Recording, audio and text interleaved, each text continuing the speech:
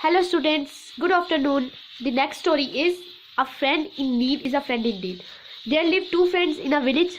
They decided to go to the city for some job and set off. There was a forest on their way. They sat under a tree to take rest for some time. All at once a bear appeared from behind a bush. They were filled with fear. One of them climbed up the tree. The other did not know how to climb a tree. He was in a fix. He had heard that bear did not harm the dead, so he lay down flat and held his breath. The bear came to him and sniffed at him. It was convinced that he was dead. It felt him unhurt. The friend on the tree came down.